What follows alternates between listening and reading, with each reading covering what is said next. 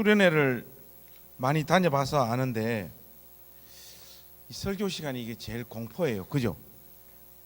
그리고 오늘 보니까 한 3일째 지금 될 정도면 여러분들의 지금 몸 상태가 굉장히 피곤함으로 내몰리고 있을 것이다.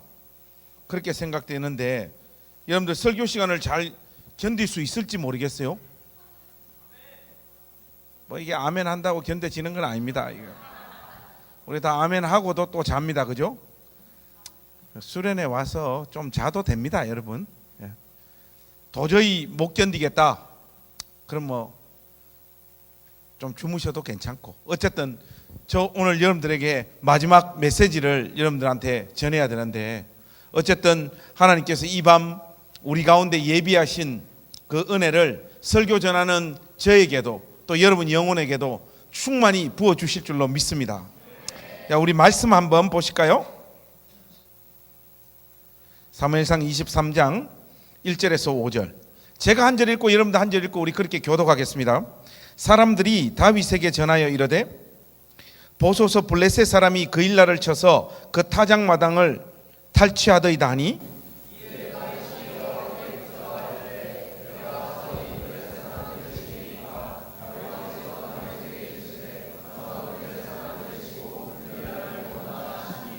다윗의 사람들이 그에게 이르되 보소서 우리가 유다에 있기도 두렵거든 하물며 그일라에 가서 블레셋 사람들의 군대를 치는 일이리까 한지라.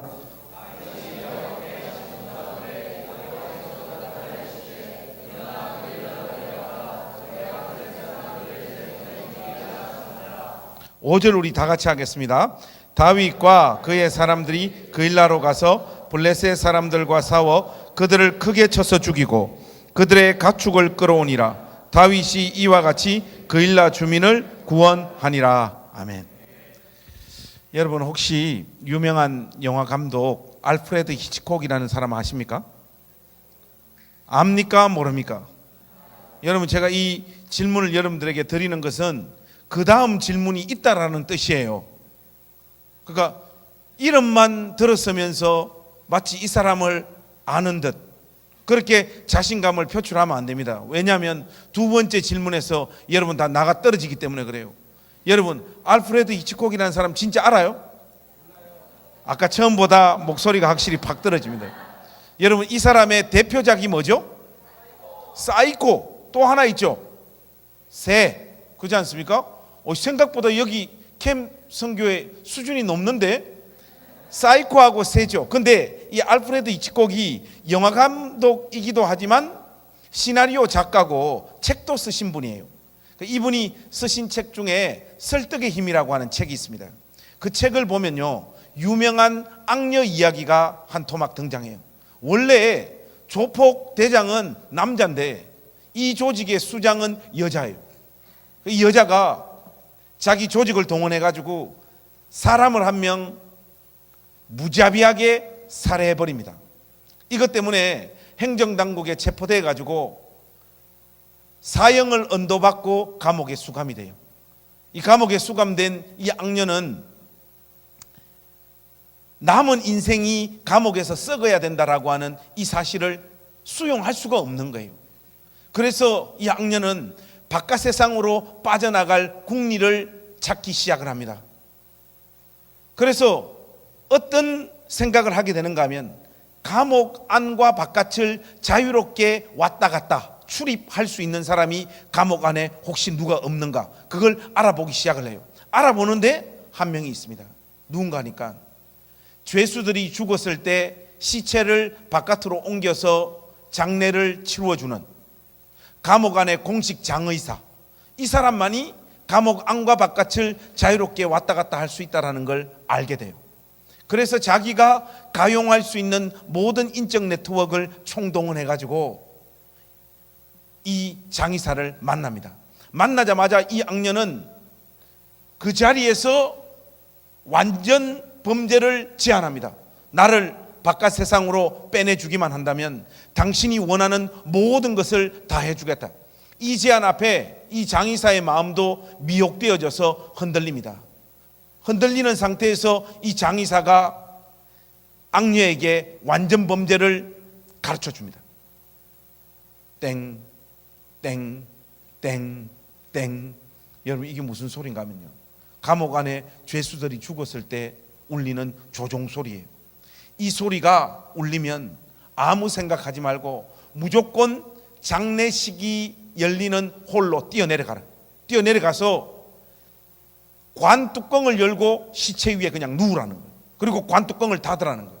그리고 장례식이 다 끝나고 난 다음에 내가 이 관을 바깥으로 빼내가지고 이번에는 땅을 얕게 판 다음 관을 내리고 그 위에 흙을 살짝 덮어서 그 다음날 내가 다시 와서 당신을 꺼내주겠다. 이것이 장의사 쪽에서 제안한 방법입니다. 이것은 두 사람 사이에서 이야기가 바깥으로 새어나가지만 아니하면 완벽하게 완전 범죄로 끝날 수 있는 모의예요. 그래서 이 악녀는 수감된 자기 방으로 돌아와서 조종이 울릴 날만 기다립니다. 그런데 여러분, 사람이 쉽게 안 죽잖아요. 한 달이 가고 두 달이 가고 세 달이 가고 네 달이 가는 어느 날 진짜로 땡, 땡, 땡, 땡 조종이 울려요. 이 악녀의 심장이 쿵쾅쿵쾅 뛰기 시작을 하죠. 정신을 차립니다. 그런 다음 장의사가 그에게 일러줬던 방법 그대로 장례식장으로 뛰쳐내려갑니다. 뛰쳐내려갈 때 혹시나 관 안에서의 그 어두움, 공포의 시간을 견디는데 혹시나 도움이 될지도 모르겠다 싶어가지고 호주머니에 성냥만 한 곽을 챙겨서 뛰쳐내려갑니다. 뛰쳐내려가서 장의사가 가르쳐줬던 방법 그대로 관 뚜껑을 열고 시체 위에 그냥 누워요. 그리고 관 뚜껑을 닫습니다. 조금 있으니까 찬송하는 소리도 들리고요, 목사님께서 장례식 설교하는 소리도 들리고, 최종적으로는 축도로 예배를 마치는 소리도 관 안에서 이 악녀는 생생히 다 듣고 있습니다.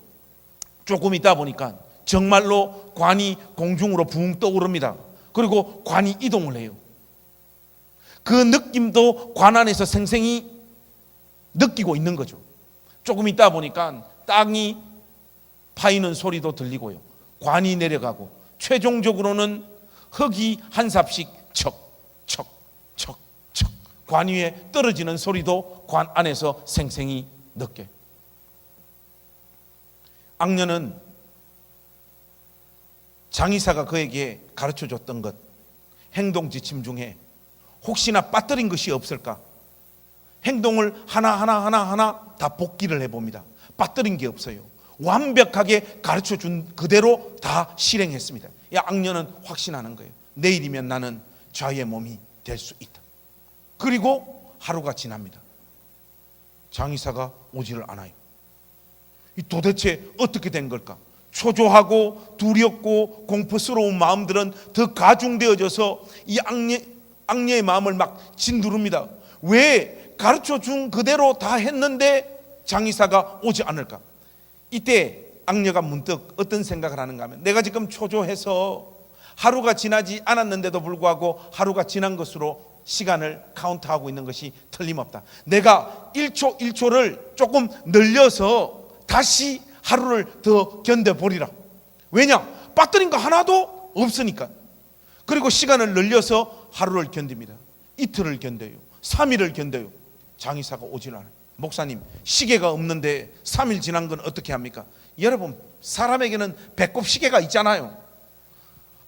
이거는 분명히 아무리 시간을 천천히 간 것으로 계산을 하더라도 3일 이상이 지난 것이 틀림없는데 왜 장의사는 오지 않을까? 그때 문득 이 악녀는 여기 관 안으로 들어올 때 도움이 될까 싶어서 준비했던 성냥이 있다는 걸 깨닫게 돼요.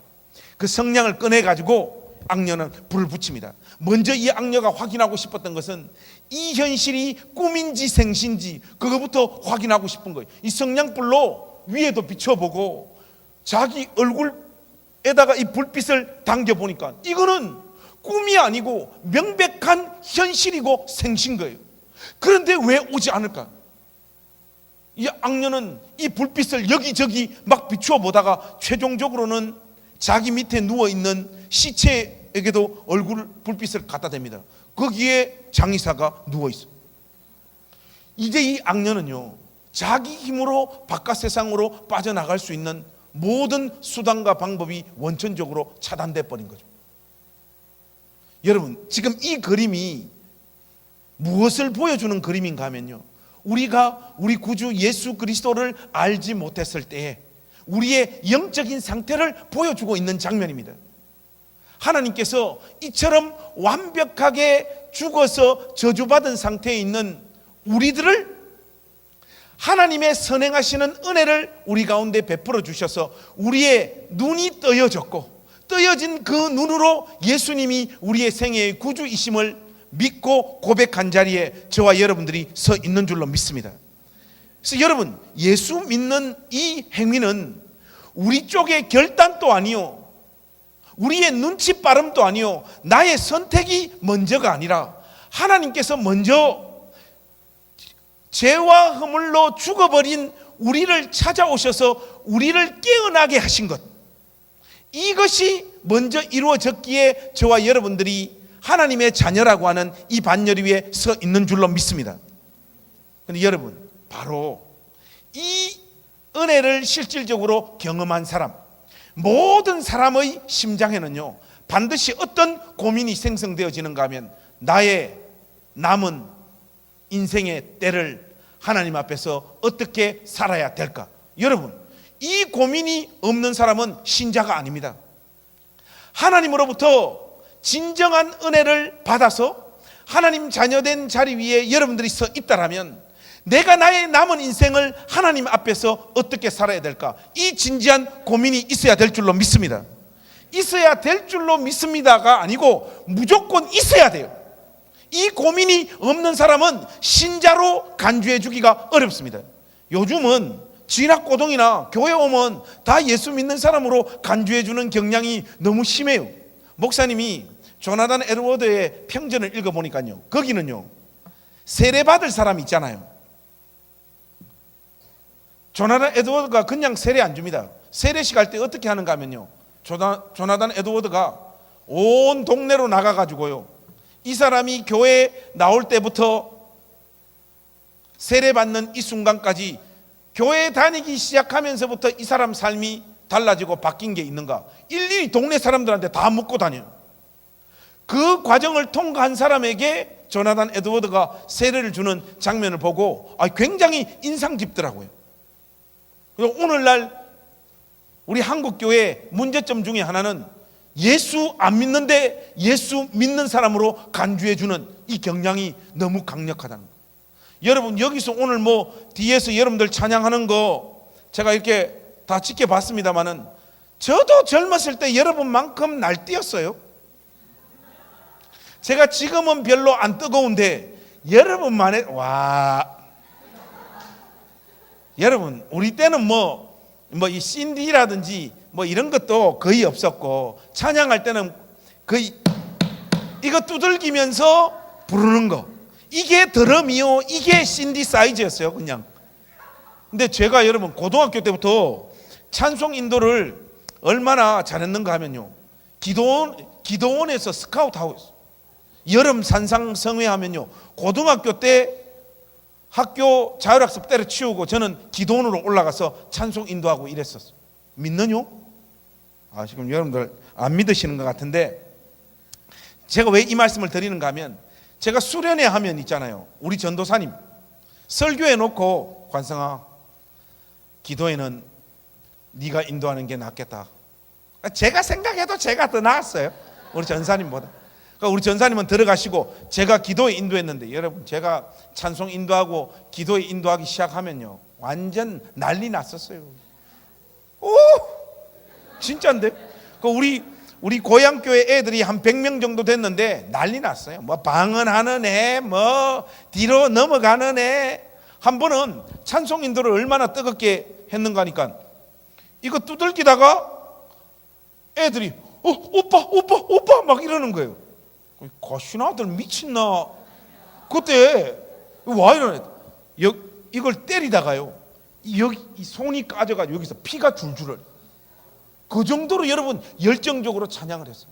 그때 다 은혜 받아가지고 주님 위에 살겠다, 내 인생을 주님을 위해 드리겠다, 목사 되겠다, 사모 되겠다, 선교사 되겠다, 방언하고 뒤로 넘어지고 막 난리가 났죠.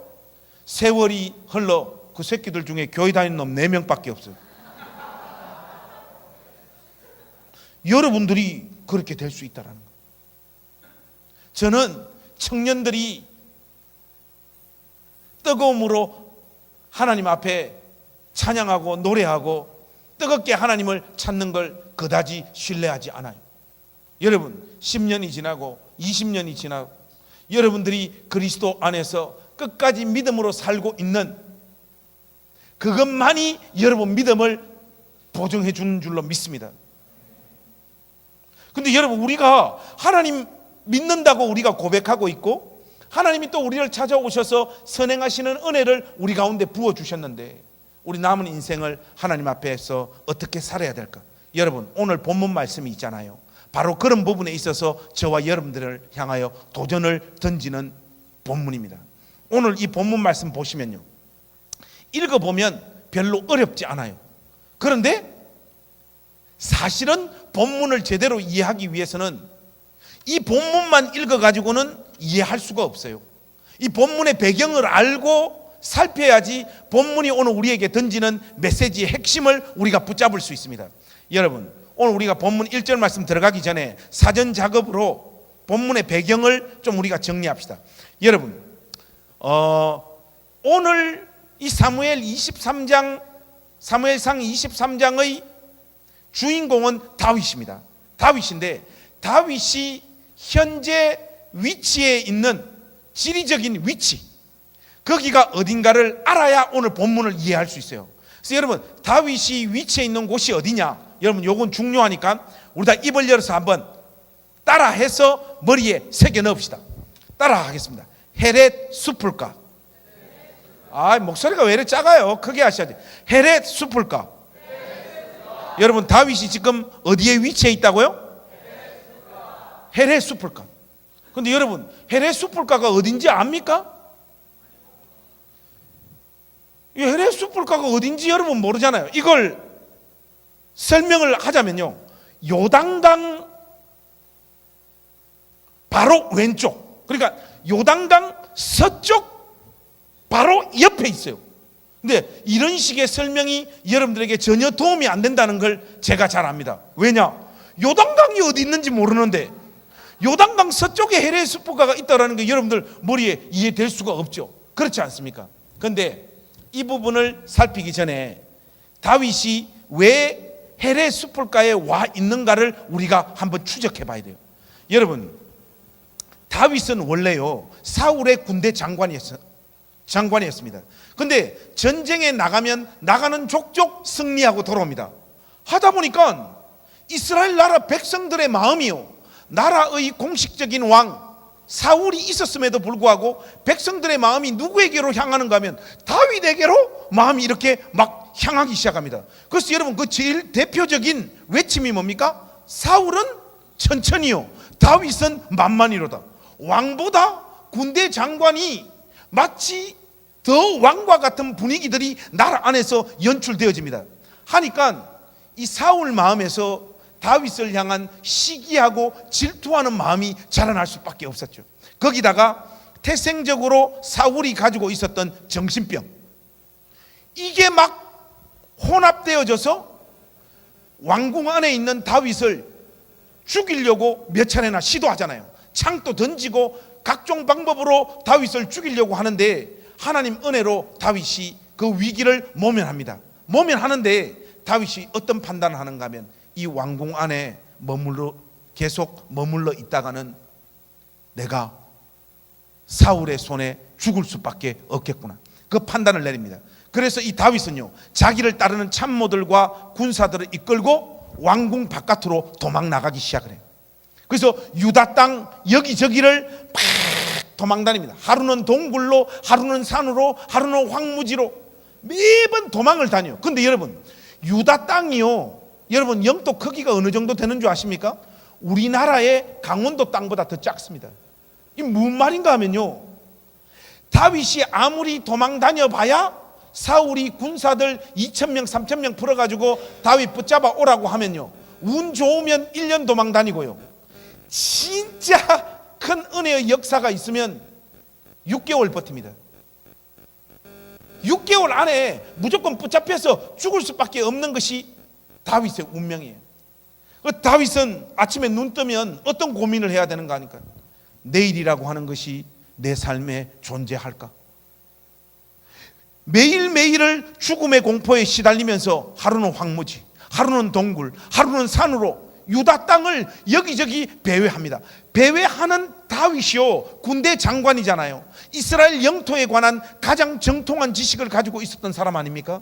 이 다윗이 도저히 이렇게는 살 수 없겠구나, 이 유다 땅에서 내 목숨을 지킬 수 없겠구나, 그렇게 판단을 하고 한 번 더 다윗이 메뚜기처럼 뜁니다. 어디로 뛰는가 하면요, 사울의 통치 영역이 미치지 못하는 곳, 모압 땅 미스베. 그 모압 땅 미스베로 다윗이요 도망갑니다.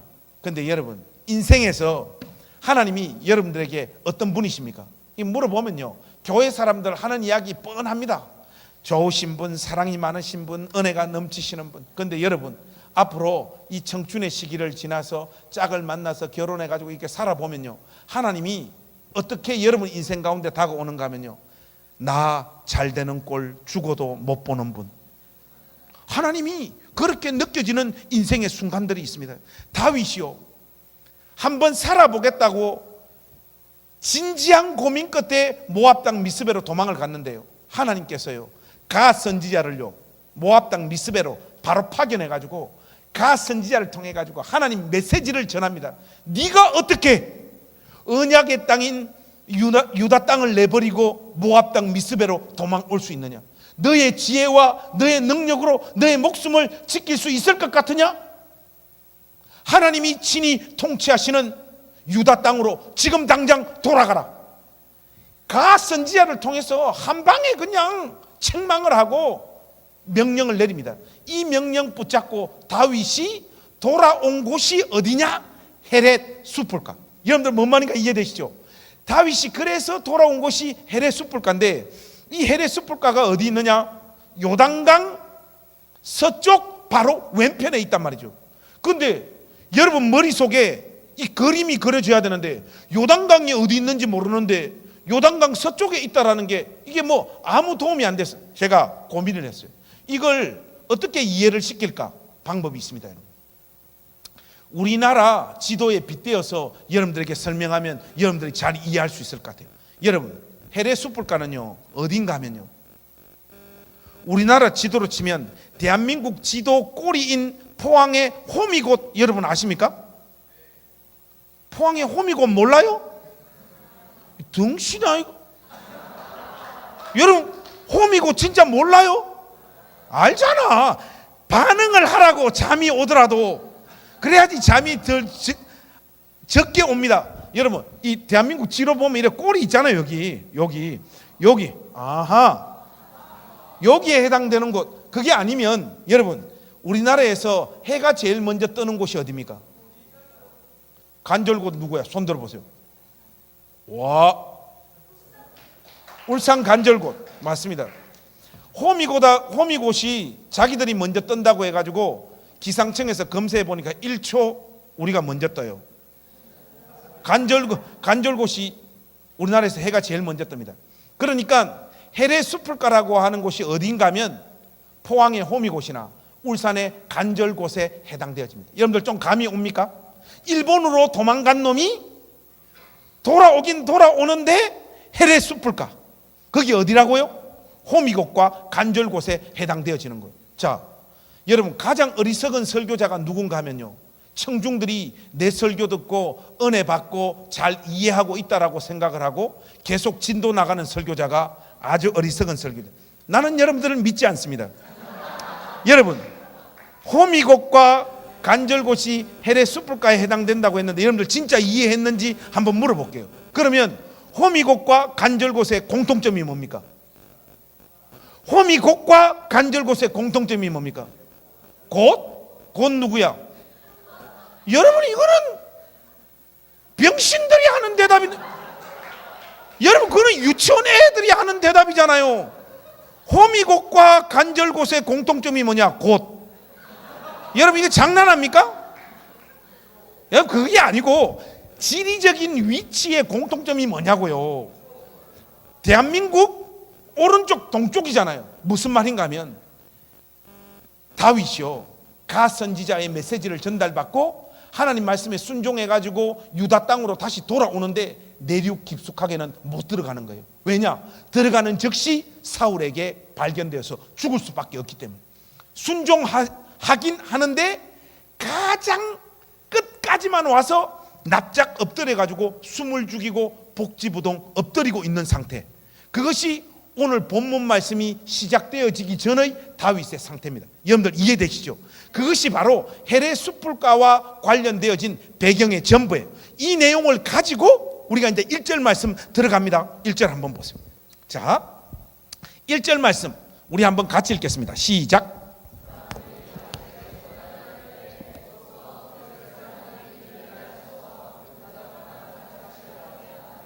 여러분, 이 다윗이 헤레 숯불가에 숨어 있는 이 상황에 어떤 일이 벌어지느냐?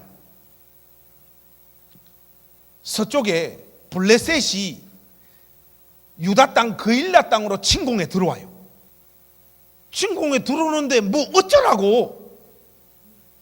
근데 이 소식을 다윗의 참모 중에 누가 다윗에게 알려줍니다.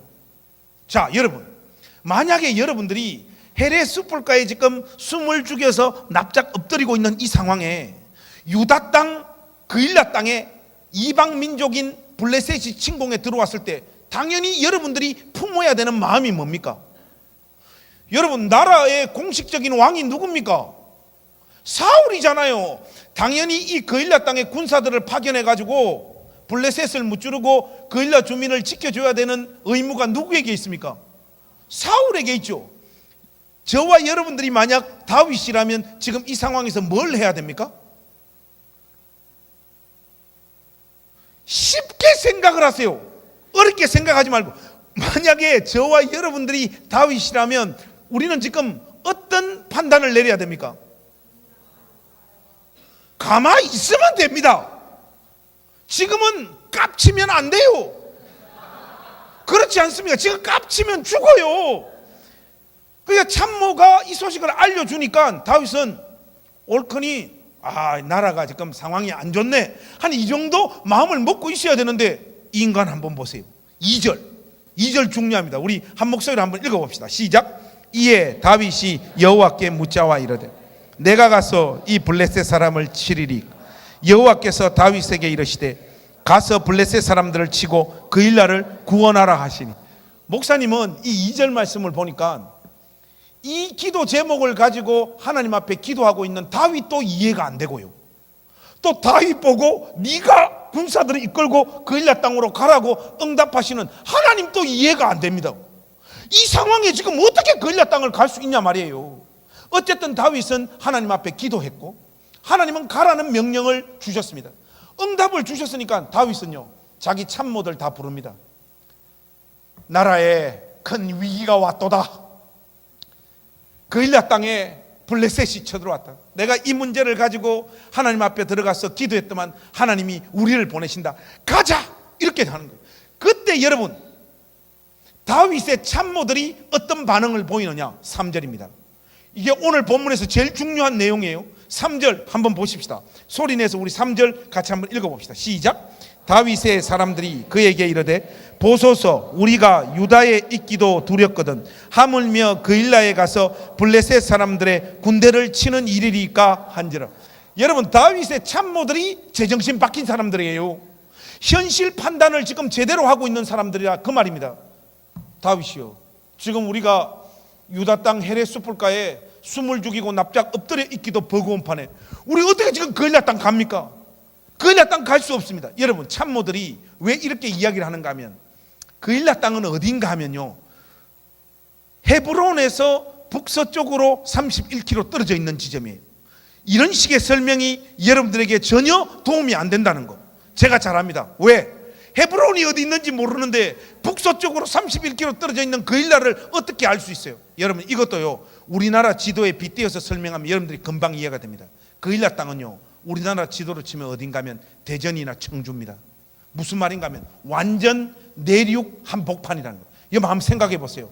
울산의 간절곶이나 포항의 호미곶에서 대전이나 청주로 이동한다고 한번 생각해 보세요. 참모들이 지금 왜 반대를 하는가 하면요, 다윗이요, 하나님 명령 받들어 우리가 설령 그일라 땅 가서 블레셋과 싸워서 그일라 주민들을 꺼내 가지고 구출한다고 하더라도 동시에 어떤 일이 벌어집니까? 지금 숨바꼭질 하러 갑니까? 군가 부르고 지금 전쟁하러 가는 거 아니에요. 바로 뒤에서 사울의 군대에게 우리의 위치가 발각되어질 수밖에 없습니다. 앞으로는 블레셋과 싸워야 되고 뒤로는 사울의 군대를 피해야 되는, 가운데 완전 끼어버리는 이 상황이 연출되어지는데 어떻게 이거 갈 수 있습니까? 여러분, 참모들의 이 조언은요, 너무 합리적이고 상식적인 이 제기입니다. 이 이야기를 듣다 보니까 다윗도 참모들의 반응을 반박할 수가 없어요. 그래서 다윗 자신의 마음도 좀 흔들렸던지 다윗이요, 이 똑같은 기도 제목을 가지고 하나님 앞에 한 번 더 들어갑니다. 여러분 4절 한번 보세요. 4절은 제가 읽을게요. 다윗이 여호와께 다시 묻자온대 여호와께서 대답하여 이르시되 일어나 그일라로 내려가라. 내가 블레셋 사람들을 내 손에 넘기리라 하신지라. 목사님이 있잖아요, 이 4절 말씀 읽어보니까 이 다윗이 IQ가 별로 좋은 놈이 아니었던 것 같아요. 왜냐하면요, 이 기도 이거 아까 2절에서 했던 기도 아닙니까? 여러분 지금 똑같은 기도를 지금 하고 있잖아요. 저 같았으면요, 다시 하나님 앞에 기도하러 들어갈 때 하나님 그일라 땅으로 갈 텐데, 그일라 땅으로 갔을 때 블레셋에서부터 승리를 얻는 것뿐만 아니라 우리 뒤에 사울의 군대가 쫓아왔을 때 그들의 소나기에서도 우리를 구원해 주실 겁니까? 했을 때 오케이 하는 이 응답을 받고서 저는 갔을 것 같아요. 근데 이 다윗은 멍청한지 아까 2절에서 했던 기도, 하나님 그일라 땅으로 갈까요 말까요? 가라니까 이 새끼가.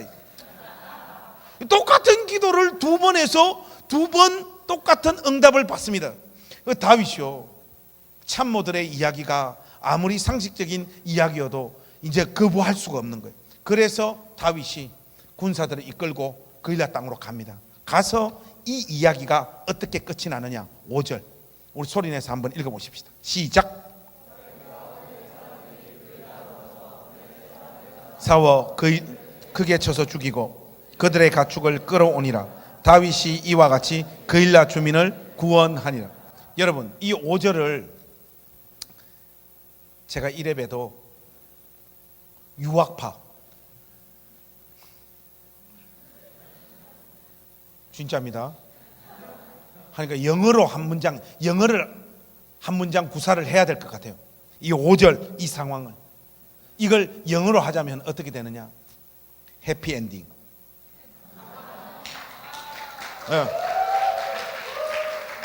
해피엔딩이에요. 해피엔딩. 그리고 이거 이야기 딱 보면 있잖아요, 이거 여러분들 큐티 하면 적용하기 좋아요 안 좋아요? 기가 막히게 좋잖아요. 특히 누가 이런 식의 적용을 좋아합니까? 자매님들이 좋아하잖아요. 나의 뜻을 꺾고 하나님 말하시는, 명령하시는 그 현장에 갔더니 내가 예상하지 못한 더 큰 은혜를 하나님이 예비해 주셨어요. 오늘 본문을 통해서 그런 은혜를 제가 받았어요. 샹! 뭐 이런 식의 어떤 적용들, 이 말랑말랑한 적용들 딱 갖다 붙이기 딱 좋잖아요. 근데 여러분 오늘 이 스토리는요 그렇게 끝이 나지 않습니다. 그렇게 끝이 나지 않아요. 여러분 두 절만 밑으로 내려가서 7절 한번 보세요. 7절 말씀해 보시면요, 그일라 땅으로 간 다음에 어떤 일이 벌어지기 시작하는가 하면, 제가 7절 한번 읽을게요. 저는 처음에 이 7절 읽을 때 다윗의 신앙 고백인 줄 알았어요. 근데 다윗의 고백이 아닙니다. 여러분 우리 7절 같이 한번 읽어보십시다. 시작. 그일라에 온 것을 어떤 사람이 사울에게 알림해 사울이 이르되 하나님이 그를 내 손에 넘기셨도다. 그가 문과 문빗장이 있는 성읍에 들어갔으니 갇혔도다. 누구의 고백입니까? 사울의 고백이에요. 근데 사울이 어떤 신앙을 고백하고 있는가 하면 하나님이 다윗을 내 손에 붙이셨도다. 그가 문과 문빗장이 있는 성읍에 들어왔으니 갇혔도다. 여러분, 문과 문빗장이 있는 성읍에 들어왔으니 갇혔도다. 그일라 땅으로 가게 되면 이런 일이 벌어진다라는 것을 이미 누가 말하고 가면 안 된다고 이야기했습니까? 참모들이 가면 이런 일이 벌어진다고 했잖아요. 지금 그 일이 딱 벌어졌어요. 문과 문빗장이 있는 성읍에 들어왔으니 갇혔도다. 여러분, 우리나라 속담으로 5글자로 하면 어떻게 됩니까? 문과 문빗장이 있는 성읍에 들어왔으니 갇혔도다. 그렇죠. 도간에 든 쥐. 그런데 사울의 감정을 실어가지고 7글자로 늘리면 어떻게 됩니까? 뭐가 이렇게 진지하고 복잡해요? 도간에 든 쥐새끼지. 그렇지 않습니까? 얼마나 붙잡아서 죽이고 싶었습니까? 자기의 시기와 질투의 대상이잖아요. 그런데 그런 다윗이 문과 문빗장이 있는 성읍에 자기 발로 스스로 들어와서 딱 갇혀버린 거예요. 참모들이 그일라 땅 가게 되면 이런 일이 벌어지게 될 거라고 말했던 그 현실이 그대로 찾아온 거예요. 여러분, 다윗은요, 하나님 명령 받들어서 그일라 땅 가서 블레셋을 무찌르고 그일라 주민을 구원한 다음에요, 그의 인생이 어떻게 되기 시작을 하는가 하면 자기 인생의 가장 긴 암흑의 시간으로 진입합니다. 모압 땅 미스베로 도망가기 전에 하루는 동굴로, 하루는 황무지로, 하루는 산으로 매일매일을 죽음의 공포에 시달리면서 내일이라고 하는 것이 내 삶에 존재할까? 이 고민을 아침에 눈만 뜨면 매일매일 하면서 도망다니는 도망자의 신세가 되어버립니다. 하나님의 이 명령을 받들다가. 그런데 이 이야기가 어떻게 마무리되어지는가 하면 여러분 14절에 이렇게 마무리되어집니다. 14절 우리 한번 한 목소리로 한번 더 읽어보실까요? 14절 읽겠습니다. 시작. 광야의 요새에도 있었고 또 십광야 산골에도 머물렀으므로 사울이 매일 찾되 하나님이 그를 그의 손에 넘기지 아니하시니라. 여러분 14절 아멘입니까? 진짜입니까? 진짜입니까? 여기 우리 캠 성교회는 참 좋은 게 있어요. 제가 낚시를 던지면 다 걸려요. 저하고 이게 설교 케미컬리가 이게 좀 잘 맞는 것 같아요. 케미칼이 잘 맞는 것 같아요. 여러분 진짜 이거 아멘 맞습니까? 진짜? 좋습니다. 그러면 제가 여러분들에게 신앙의 2가지 옵션을 드리겠습니다. 여러분 같으면 어떤 판단을 할지, 여러분 다른 사람 눈치 볼 필요 없고 여러분 스스로 한번 어떤 길을 갈 사람인지 여러분 스스로를 한번 점검해 보십시오. 1번 뭐냐? 목사님, 제가 만약에 다윗이라면 저는 그일라 땅 안 갑니다. 참모들이 조언한 내용들 들어봤을 때 가게 되면 인생을 본격적으로 조지는, 이 상황에 내 삶이 내몰릴 거 뻔히 아니까 나는 헤레 숯불가에 복지부동 숨을 죽이고 엎드려 있으면서 군사훈련하고 미래를 준비하고 하나님께서 결정적인 기회의 타이밍을 주실 때 그때 하나님 영광을 위하여 일어나겠습니다. 어쨌든 나는 헤레 숯불가에서 미래를 준비하는 그런 사람이 되겠습니다. 이게 1번입니다. 1번. 2번, 2번이나 기도했고 하나님이 2번이나 똑같이 응답했으니 나는 그일라 땅에 가겠습니다. 가서 블레셋을 무찌르고 그일라 주민을 구원한 다음에 매일을 죽음의 공포에 시달리면서 하루는 산으로, 하루는 동굴로, 하루는 황무지로 매일 도망을 다니되 사울에게 붙잡히지 않는 은혜를 받겠습니다. 이게 여러분들 2번입니다. 2번. 자, 여기에서 여러분 애매한 게 나오시면 안 돼요. 확실하게 솔직하게 여러분 영혼에 물어보십시오.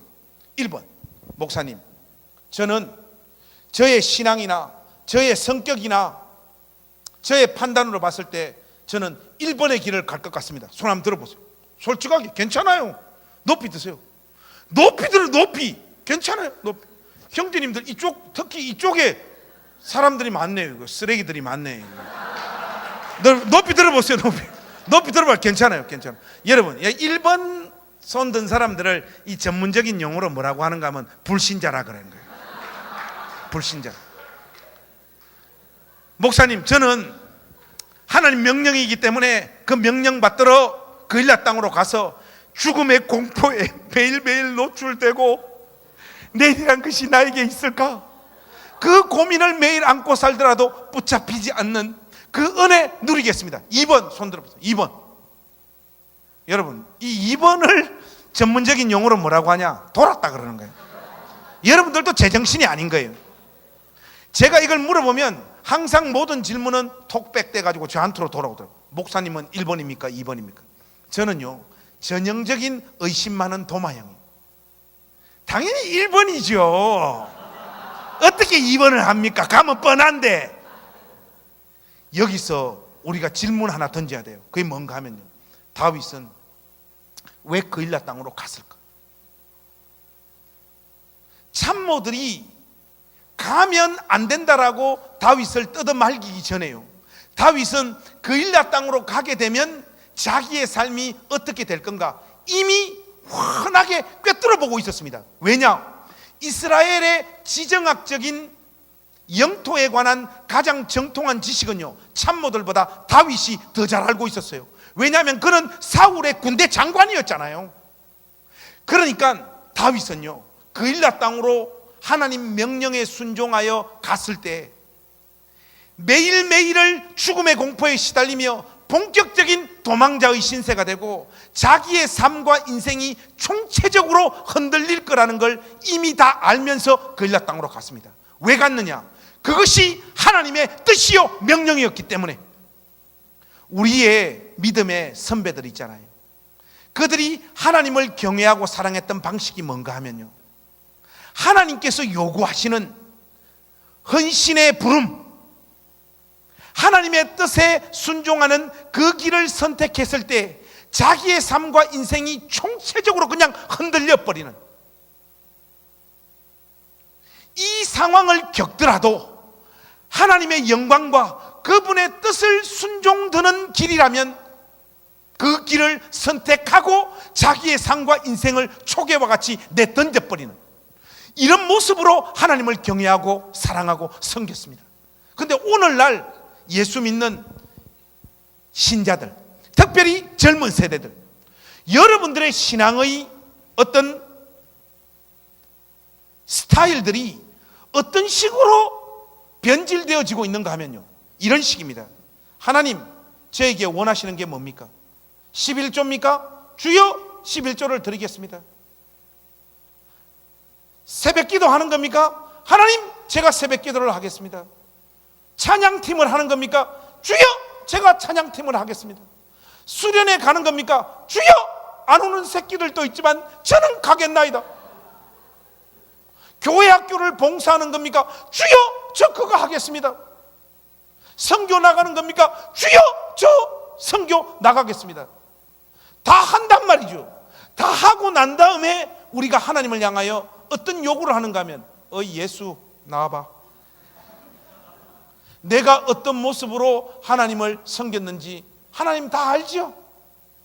그러니 하나님도 내 인생을 붙잡아 무사람들이 박수를 쳐줄 만한 이 세상의 기준으로 봤을 때 존귀하고 영광된 삶의 자리에 저를 세워 주시옵소서. 이것이 저와 여러분들의 신앙의 경향과 스타일이 되어버렸어요. 우리는 하나님을 사랑하는 자들이 아니라 하나님의 능력을 사랑하는 자들이 되어버렸어요.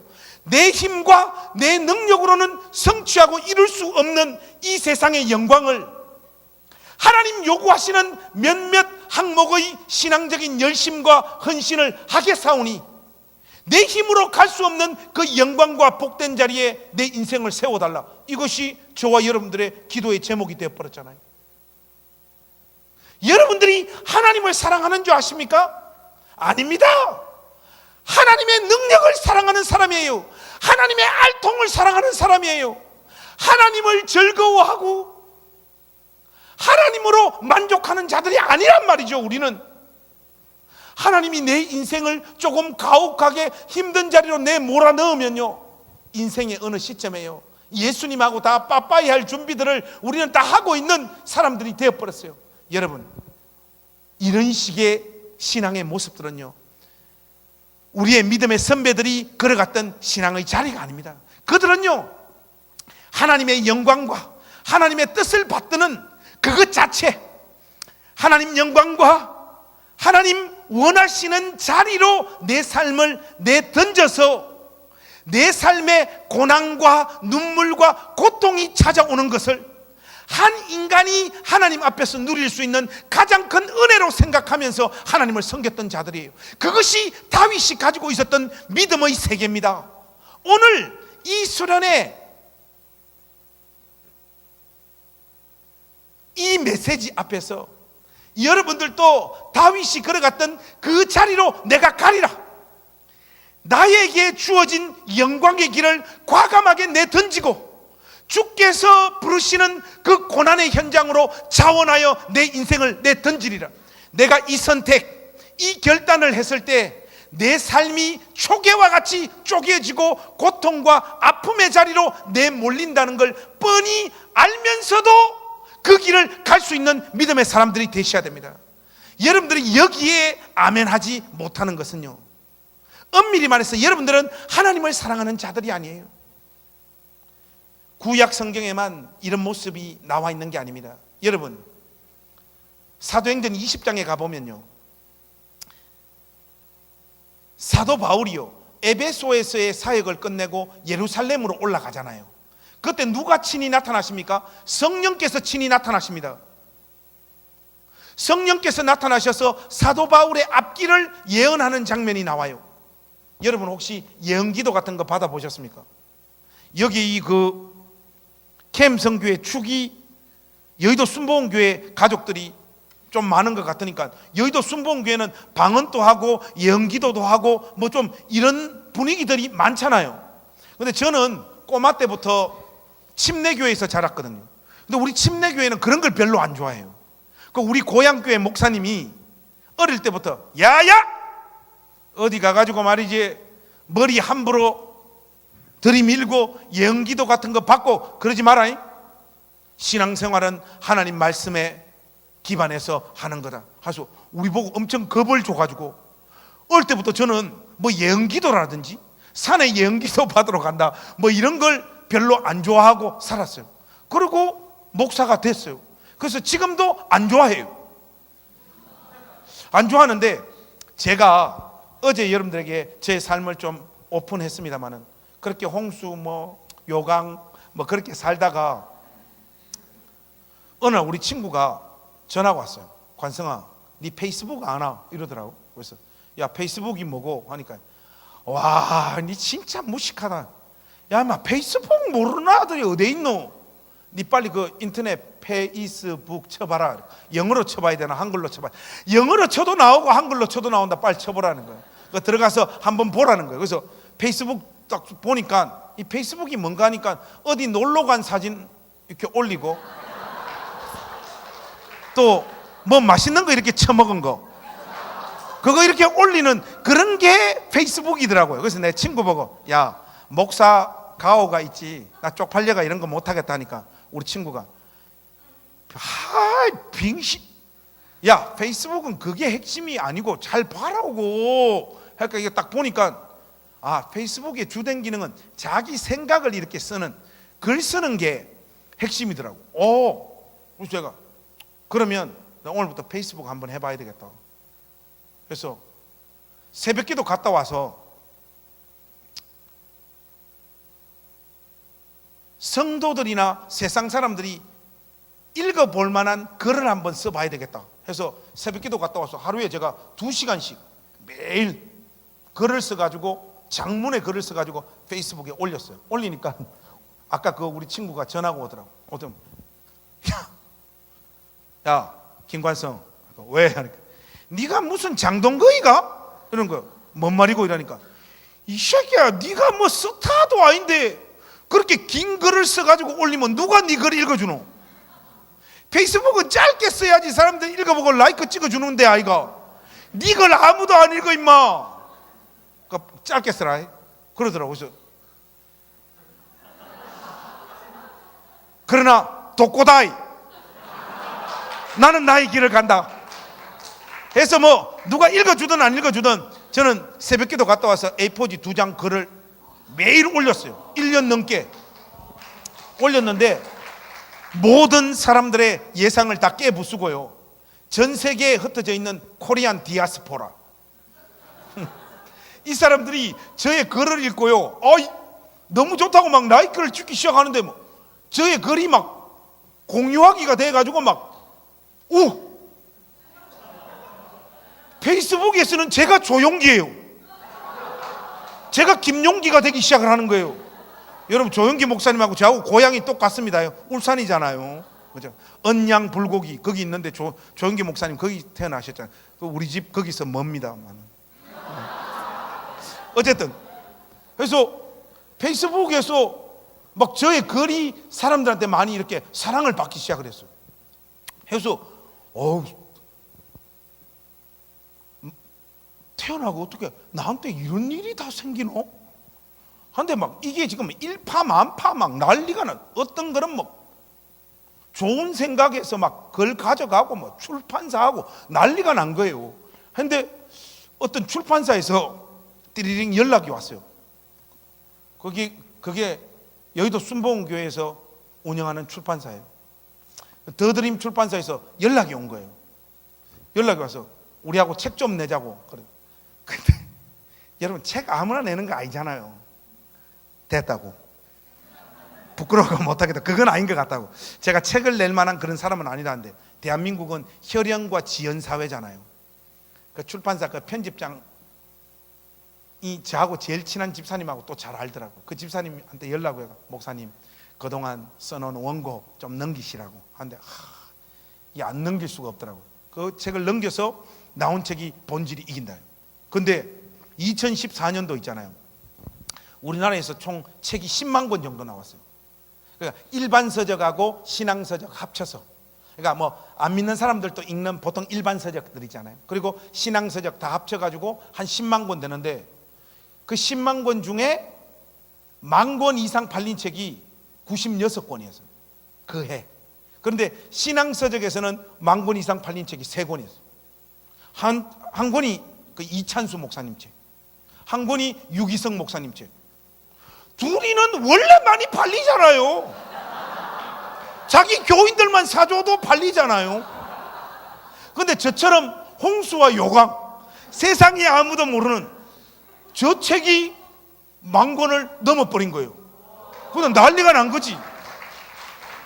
이거 뭐 나한테 도대체 왜 이런 일이야? 그러니까 막 TV에서 막 출연 요청이 오고 막, 그때부터 제가 지금 4년 동안 한 400개 교회 가서 설교했나? 막 여기저기서 막 설교 그 섭외가 막 들어오는데 내한테 어떻게 이런 일이 다 있노? 하고 있었는데, 어쨌든 저는 본의 아니게 베스트셀러 작가가 됐는데, 출판사를 운영하는 어떤 목사님이 김 목사 나 좀 보자 그러는 거예요. 근데 제가 그 출판사를 이렇게 보니까 시쭈꾸리예요. 여기서 말하는 시쭈꾸리라는 말은 허접하다는 거예요.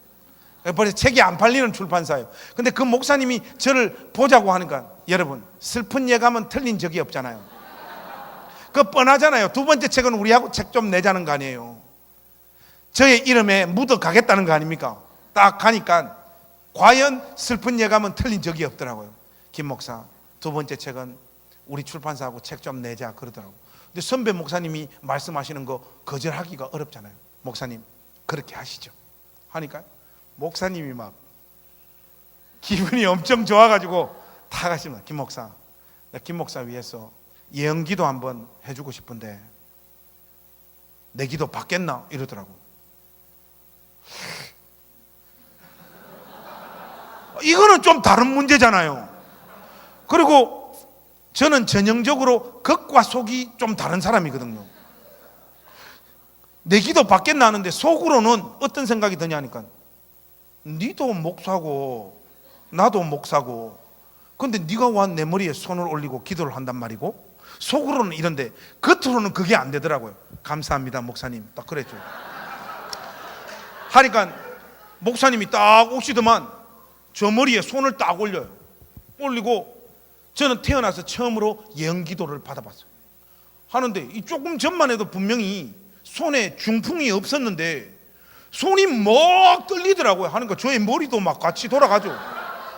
막 돌아가는데 목사님이 먼저 저의 과거 있잖아요. 이때까지 살아온 저의 과거를 하나님께서 그림 언어로 지금 목사님 눈앞에 쫙 펼쳐 보이신다는 거예요.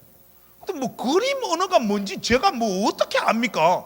이 도대체 이게 뭐냐 하니까 이게, 근데 왠지 이게 어디 분위기가 신령한 것 같아서 까불지를 못하고 이게 주여 그냥 그런 추임새만 넣었죠. 그냥 아멘 한번 쩝 주여 이렇게 하고 하니까 목사님이 저의 그 과거를 하나님께서 그림 언어로 보여주시는데 말씀해 주시더라고요. 뿅아리가 한 마리 마당을 이렇게 막 돌아다니는 그림을 지금 보여주신다는 거예요. 근데 이 뿅아리가 하루 종일 마당에서 놀아서 바깥으로 나가고 싶어가지고 나가려고 하는데 대문이 잠겨 있는 거예요. 근데 담장이 너무 높아서 이 뿅아리가 점프하면 벽에 부딪혀서 떨어지고 벽에 부딪혀서 떨어지고 해서 마당 바깥으로 나가지 못하는 그 그림을 하나님께서 보여주신다는 거예요. 속으로는 뭐 내가 뭐 뿅아리라는 거야 뭐야 도대체. 속으로 하니까 목사님이 그 장면을 예언으로 풀어주시더라고요. 그동안 김 목사님의 사역과 설교는 특정한 지역, 특정한 교회에 머물러서 그냥 거기서만 사역을 하는 그런 목회자였다. 딱 그러는 거예요. 그러니까 내 삶을 한 번도 이야기해 준 적이 없는데 딱 맞춰버리니까 저도 모르게 예언기도에 대해서 마음의 문이 확 열리기 시작합니다. 오 주여, 막 그때부터는 막 마음이 좀 이렇게 간절해진다고나 할까? 주여, 오 주여, 막 있잖아요. 그 은혜 받을 때 오는 그 떨림, 주여 뭐 이런 거 있잖아요. 마음이 막 그렇게 되게 근데 목사님이 저의 미래에 대한 그림도 하나님이 한 장면 더 보여주신다. 그 그림은 뭔가니까 이 뿅아리에게 날개가 확 달리면서 이 뿅아리가 독수리로 변해서 전국으로 5대양 6대주를 돌면서 돌아다닌다는 거예요. 그거는 목사님이 안 풀어줘도 무슨 뜻인가 나 알겠더라고. 내가 이거 세계적으로 이거 쓰임받는 종이 된다는 말인 것 같은데 하니까 아니나 다를까 목사님이 하나님께서 이제 김 목사님의 인생을 붙잡아서 전 세계로 돌아다니면서 하나님 말씀을 전하고 종으로 삼으시기로 하나님 작정하셨다는 거예요. 이 분위기가 왜 이리 심각합니까? 여러분 좀 좋아해 주셔야 되는 거 아니에요? 그런데 제가 아까 말했잖아요. 저는 전형적인 의심 많은 도마라고. 딱 듣는데 이게 파가 안 다가오는 거예요. 안 믿어지는 거예요. 왜 안 믿어지는가 하면 뿅아리에게 날개가 붙으면 닭이 돼야지. 와 독수리가 될까? 딱 그 생각 그냥 막 목사님이 내한테 득담해 주시는가 보다 생각 그거 믿지도 않고 지금 또 안 믿고 그냥 넘겼어요. 제가 예언 기도 받은 이야기를 여러분들에게 하는가 하면 다 이유가 있습니다. 여러분 제가 있잖아요. 예언 기도 한다는 사람도 제법 받고 예언 기도 받았다는 사람도 제법 받는데 예언 기도는요 항상 좋은 말만 해주더라고요. 안 그렇습니까? 이번에 암이 낫습니다. 이번에 사업이 회복되어집니다. 이번에 교회가 부흥합니다. 이번에 애가 대학을 갑니다. 남편이 진급을 합니다. 이런 예언 기도밖에 없더라고요. 여러분 예언 기도 중에 이번에 암 걸려서 죽습니다 이런 거 봤습니까? 없잖아요. 하나님이 이번에 교통사고 나게 하셔서 죽이뿐답니다. 이런 예언기도 봤습니까? 없지 않습니까? 그런데 여러분, 사도 바울이요, 에베소에서 사역을 끝내고 예루살렘으로 올라가는데요, 사람도 아닙니다. 성령께서 친히 나타나셔서 사도 바울의 앞길을 예언합니다. 어떻게 예언하는가 하면, 네가 이번에 예루살렘으로 올라가게 되면 너의 앞에 기다리고 있는 현실은 결박과 환난이다. 결박과 환난이 너를 기다리고 있다. 여러분, 성경은 점잖은 단어를 사용해서 결박과 환난이라고 하지만, 여러분, 결박과 환난, 우리가 사용하는 말로 하면 뭡니까? 너 이번에 올라가게 되면 붙잡혀서 죽는다는 말 아니에요. 예언기도 하는 사람이 아니고 성령께서 친히 사도 바울의 앞길을 너 이번에 올라가게 되면 붙잡혀서 죽는다라고 예언을 합니다. 여러분, 만약에 우리가 성령께서 친히 나타나셔서 우리에게 이런 예언기도를 하면 당연히 우리는 이 예언기도를 어떻게 받아들이겠습니까?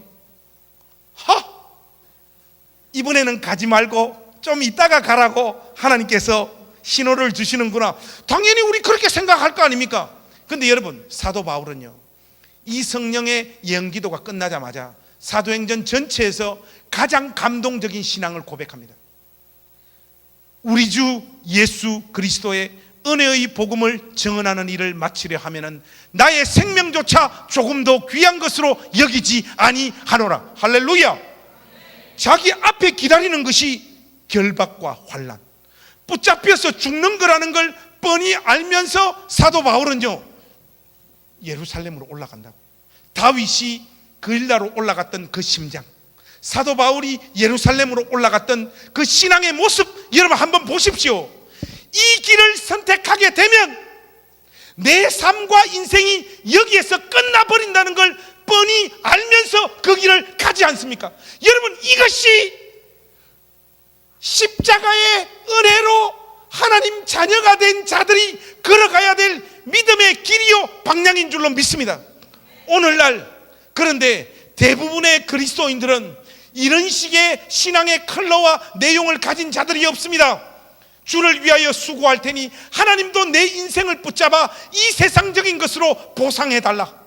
하나님을 사랑하는 자들이 아니라 하나님의 능력을 사랑하는 가짜들, 이 가짜들이 바로 저와 여러분입니다. 다윗과 사도 바울처럼 이 길을 선택했을 때 내 삶과 인생이 휘청휘청할 뿐만 아니라 까딱 잘못하면 죽음의 자리까지 내몰릴 거라는 걸 뻔히 알면서도 이 길을 갈 수 있는 사람은 누구냐? 하나님께서 이미 여러분들의 영혼과 심장 안에 하나님 그분이 주실 수 있는 가장 큰 은혜를 이미 허락하고 있다는 것을 믿고 체험한 사람, 그 사람만이 이 길을 갈 수 있습니다. 여러분, 에베소서 1장 3절에 보면요, 거기에 어떤 말씀이 나오는가 하면 성도들의 신앙의 정체성을 설명하는 내용에 있어서 하늘에 속한 모든 신령한 복을 받은 자, 저와 여러분들 향해서 어떻게 묘사하고 있는가 하면 하늘에 속한 모든 신령한 복을 받은 자로 우리의 신분을 묘사하고 있어요.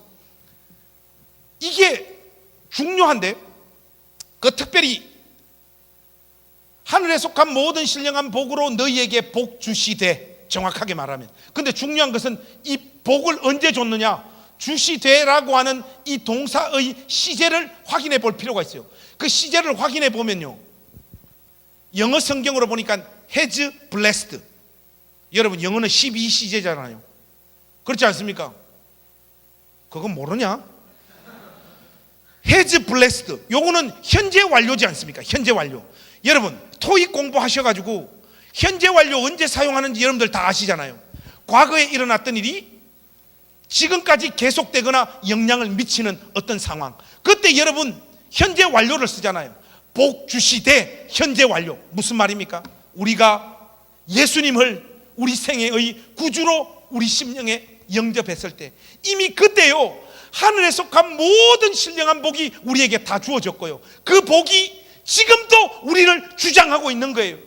여러분들이 지금 처해 있는 객관적인 삶의 현실이 있지 않습니까? 그거하고 상관없이 여러분은 하나님의 가장 큰 은혜와 사랑의 대상이 이미 되어진 줄로 믿습니다. 공무원 시험 3번 떨어진 거 그거하고 상관없다니까. 임용고시 한 2번 떨어진 거 그런 현실과 상관없이 우리는 이미 하나님 그분이 베푸시는 가장 큰 열심과 능력으로 함께 하시는 사랑의 대상, 하나님 그분이 주실 수 있는 모든 은혜와 복들을 다 받아 누리고 있는 신자들인 줄로 믿습니다. 여러분, 여기에 대한 확신을 가진 자들이 어떤 길을 갈 수 있느냐? 주님을 위해서 내 삶과 인생을 초계와 같이 쪼개는 자리로 나아갈 수 있는 거예요. 이거 선택했을 때 내 삶과 인생이 와장창 무너진다 하더라도 주의 영광과 주의 이름을 높이는 길이라면, 주님 부르시는 자리라면 갈 수 있는 거예요. 제가 여러분들에게 이 이야기 한 토막 드리고 싶습니다. 제가 어제 그 부임한 교회 있잖아요. 가니까 교인들 50명 있다고 하는데, 여러분 대한민국 그 교회 교인들, 각 교회 교인들 숫자를 이렇게 다 합쳐 보니까 3억이 나온대요. 100명 모이면 200명 모인다 하고, 200명 모이면 500명 모인다 하고, 교세를 뻥튀기 하는 거예요. 죽은 사람도 교적부에서 안 지우고, 저쪽 교회 간 성도는 저쪽 교회 성도이기도 하고 우리 교회 성도이기도 하고 해서 대한민국에 예수 믿는 사람들 다 조사해보니까 3억 나와요. 3억. 제가 여기 부임해서 가니까 50명 모여 있는다는데, 50명은 뭔 50명이요? 60살 넘은 할머니 7명, 아줌마 3명, 6개월에 한 번 교회 나오는 아저씨 1명, 그렇게 있더라고. 그리고 교회 학교 애들이 한 6명 있는데 올 전부 다 결손가정 애들. 엄마 죽고 아빠하고 사는 애, 엄마 도망가고 아빠하고 사는 애, 엄마 아빠 다 죽고 할머니하고 사는 애. 온 동네가 그런 동네, 도시 빈민들 모여 사는. 어떻게 부임해서 가니까 이 교회가 답이 안 나오더라고요. 설교를 열심히 준비해서 하니까 다 자. 그래서 그 다음에 설교를 준비를 안 하고 적석에서 하니까 은혜를 받아. 여러분, 이 환장할 상황을 이해하시겠습니까? 이래도 안 되고 저래도 안 되는 거예요. 여기는 빌리 그레함이 와도 안 되고 조영기 목사님이 와도 안 되는 거예요. 여러분, 그 누가 와도 이게 목회가 안 되는, 정말 너무너무 답답하더라고요. 한데 어쨌든 부임해 왔으니까 젊잖아요, 제가. 그래서 교회 광고를 했는데 어떻게 광고했는가요? 다음 주 새로운 담임 목사 부임했으니까 우리 교회 대신방이 있겠습니다. 여러분, 교인 10명이라도 대신방은 대신방이잖아요. 그래서 대신방을 했어요. 대신방을 딱 하는데, 우리 동네는 뭐 이래 한 지붕 3가족이 아니고 한 지붕 7가족 막 이렇게 사는 데예요. 그래서 첫 번째 우리 여집사님 집에 이렇게 딱 신방하고 딱 나오는데, 그 이렇게 한 지붕 안에 7가구가 이렇게 사는데, 딱 신방하고 쫙 바깥으로 나오는데 맨 끝에 집, 대문 바로 옆에 집, 대문 딱 하고 나가려고 하는데 그 독방 구석에 아저씨가 한 분 이렇게 쭈그리고 앉아 있더라고요. 그래서 제가 우리 집사님 보고, 집사님 전도하고 갑시다 하니까 우리 여집사님이, 목사님 빨리 나오라고. 아이고, 집사님 잠깐 기다리십시오. 신발 벗고 들어갔죠. 아저씨, 새로 교회 부임한 목사입니다. 안녕하십니까? 하나님이 세상을 이처럼 사랑하사 독생자를 주셨으니 불라불라 하니까 우리 그 여집사님 바깥에서 목사님 빨리 나오라고 막 하는데, 뭐가 있는 것 같더라고. 이게 뭐가 분위기가. 그래서 도대체 왜 그러냐니까, 목사님, 아저씨 어느 장의 4급, 동네 사람들 아무도 아저씨한테 말 안 걸고, 아저씨도 사람들한테 말 안 하는 사람이에요. 왜 그 쓸데없는데 빨리 나오라고. 집사님, 그럴수록 더 전도해야지. 가만 계세요. 또 들어갔죠. 주 예수를 믿으라. 그리하면 너와 내 집이 구원을 얻으리라 하니까 이 아저씨가 저의 말에는 왠지 모를 감동이 있는 것 같아요. 여러분 좀 안 그렇습니까? 막 그냥 좀 그렇다고 말해주세요. 지금 하면 안 되고 다시 돌려드릴게요. 왠지 모를 감동이 있는 것 같아요. 그래서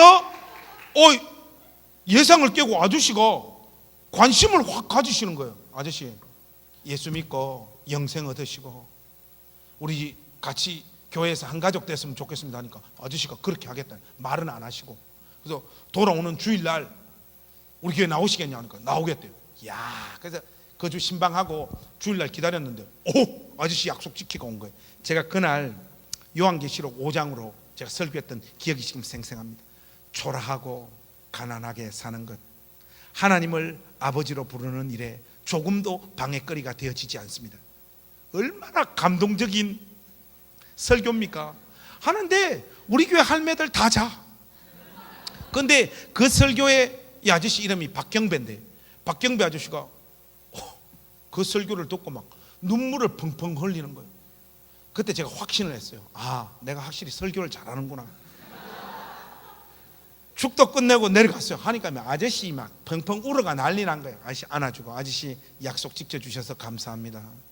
이제 절대 예수님 버리지 말고 우리 여기서 같이 한 가족으로 살았으면 좋겠다. 그렇게 하겠다. 그런데 이 아저씨가 있잖아요. 그 다음 날부터 매일매일 교회를 오는 거예요. 평일날인데 망치하고 연장 가지고 와가지고 우리 교회가 엄청 오래돼가지고 막 뜯어 고칠 곳이 많았는데 이 아저씨가 말만 장애가 있지 다른 건 다 정상인 거예요.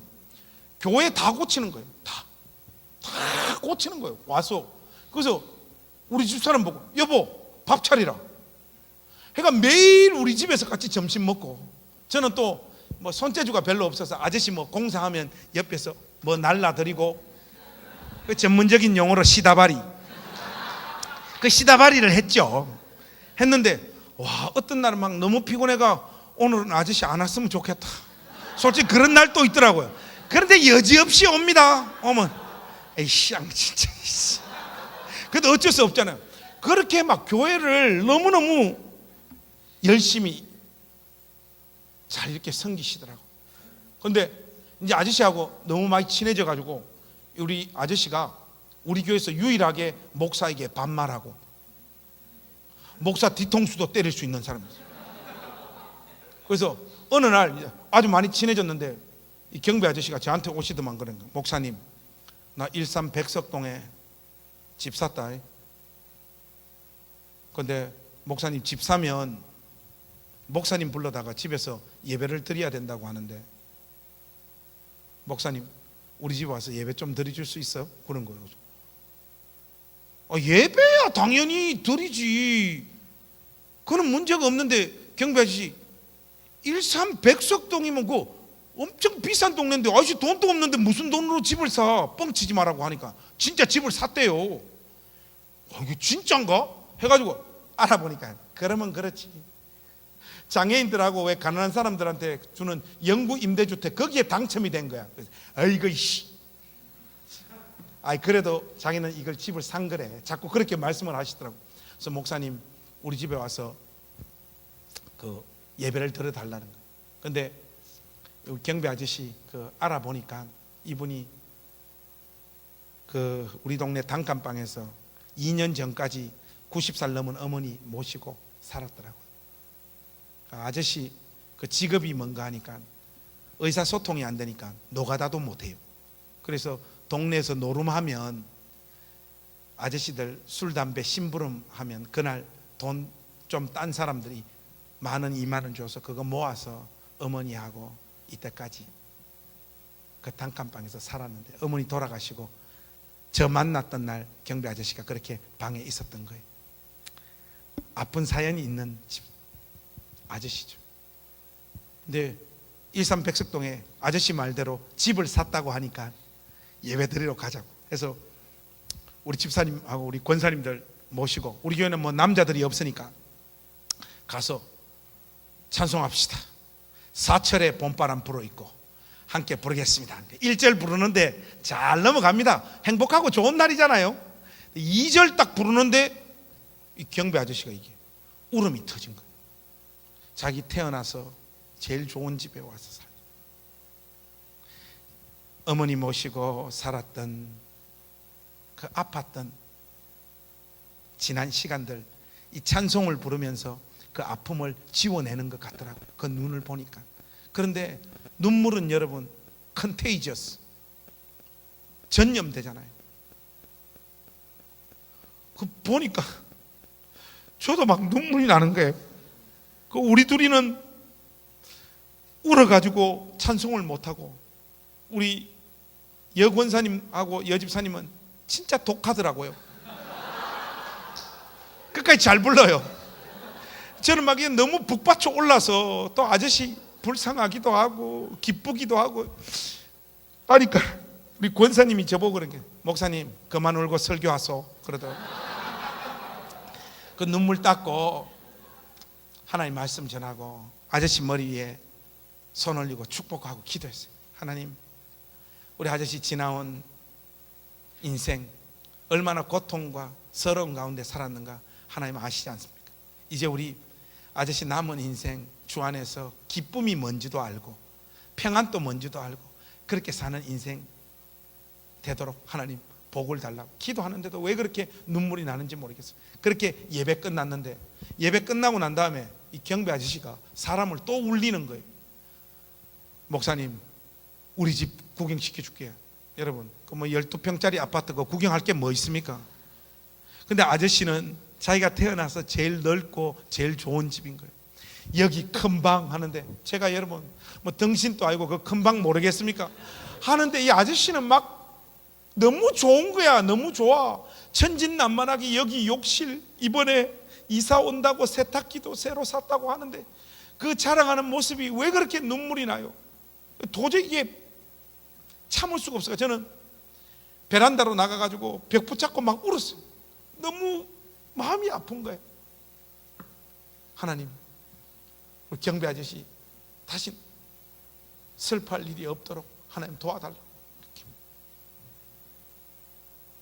울고 있는데 그 넓은 방을 다 구경시켜 주고 난 다음에 다 집사님들하고 이렇게 바깥으로 나왔는데 저보고 그러는 거예요. 목사님, 내 사람들한테 다 알아봤다는 거예요. 뭐 알아봤냐고 하니까, 목사님하고 예배를 드리면 목사님 식사를 대접해야 된다고 사람들이 나한테 다 가르쳐 줬다. 밥 먹으러 가자는 거예요. 사모님한테 물어보니까 목사님 해물탕 좋아한대 해가지고 다 예약해 놨다는 거예요. 제가 NO! 오늘은 아저씨가 집 산 날이니까 오늘 제가 식사 대접하겠다고 하니까 경비 아저씨가 절대로 안 된다는 거예요. 목사님 식사 대접해 드리려고 노가다 안 시켜주는데 사정하고 다 빌어가지고 보름 동안 노가다해서 목사님 밥 사주려고 30만 모았다는 거예요. 오늘 내가 사주는 밥 목사님 꼭 먹어야 된다. 여러분, 그건 안 먹으면 안 되잖아요. 가자 씨 해가지고 그날 배 터지도록 먹었어요. 배 터지도록 먹고 식당 이제 다 바깥으로 나오는데 차 타기 전에 경비 아저씨가 저의 목을 식당 앞에서 껴안더만 또 막 울기 시작을 하는 거예요. 아이고, 이 좋은 날 왜 자꾸 우냐고. 경비 아저씨 그만 우세요 하니까 경비 아저씨가 저보고 그러는 거예요. 목사님, 나 많이 사랑해줘서 고맙다는 거. 여러분, 60살 넘은 아저씨한테 사랑 고백 한번 받아봤습니까? 아휴, 그 말 듣는데 저 또 눈물이 나잖아요. 식당 앞에서 우리 둘이 붙잡고 또 막 울었어요. 하니까 우리 권사님이 제발 그만하라는 거. 집에 좀 가자.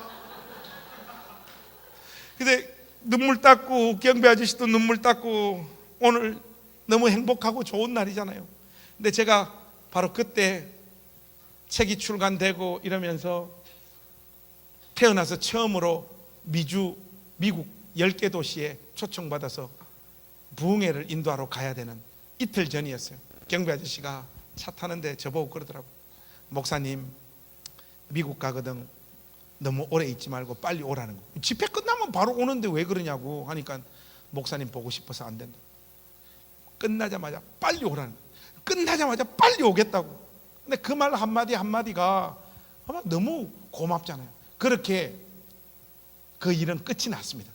그 신방에 관한 기억들은 끝이 나고, 이제 저는 책이 출간되고 페이스북에서 유명 인사가 되고 이 교회 저 교회 설교 초청을 받아서 또 메시지를 전하고 하는 그 과정 속에 그 누가 와도 부응되지 않을 우리 교회가 매주 막 새 가족들이 몰려오기 시작을 하는 거예요.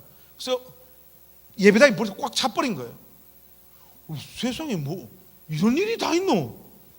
책도 베스트셀러가 됐지, 뭐 이런 것도 그렇지, 이런 것도 그렇지. 그때부터는 하는 일마다 다 잘 되는 거예요. 그런데 선배 목사님들이 그 어간에 저보고 그러는 거예요. 김 목사, 네 아무래도 큰 교회에서 청빙 올 각이야. 딱 그런 거예요. 목사님, 저는 그런 데 관심 없습니다. 저는 여기에서 요강 버리며 끝까지 저의 길을 가겠습니다. 그런데 관심 없습니다. 아, 네가 관심 있고 없고를 떠나서 지금 돼가는 너의 삶의 정황이 딱 보니까 청빙 받을 각이야. 딱 그런 거예요. 그런가? 하고 뭐 저는 아무 생각도 안 하고 있었는데 진짜 미국에서 1,500명 모이는 교회에서 청빙이 온 거예요. 저는 저 마음에 그런 욕망들이 1도 없는 줄 알았어요. 근데 청빙이 오니까 기도를 안 하는데도 평강이 넘쳐요. 이상하게 그냥 기뻐요. 그냥 매일매일이. 이거 뭐지? 주와 함께 길 가는 것, 뭐 이게 뭐 찬송이 계속 나오는 거. 아이고 나 이거 근데 이제 고민이 되잖아. 이거 어떻게 해야 되나? 이거 지금 막 고민이 되기 시작을 하는 거예요. 그 뭐 보니까 저를 청빙하는 그 교회가 침례교회인데, 당연히 침례교회인데, 여러분 한국에서는 장로교나 우리 조은기 목사님 영향으로 순복음 교단, 이런 교단이 유명하잖아요.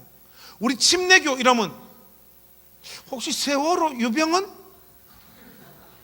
뭐 이렇게 보는 분들은 엄청 많거든요. 그 구원파하고 그 기독교 복음 침례회, 우리는 기독교 한국 침례회 이러니까 침례교 간판으로 목회하는 게 한국에서 너무 힘들어요.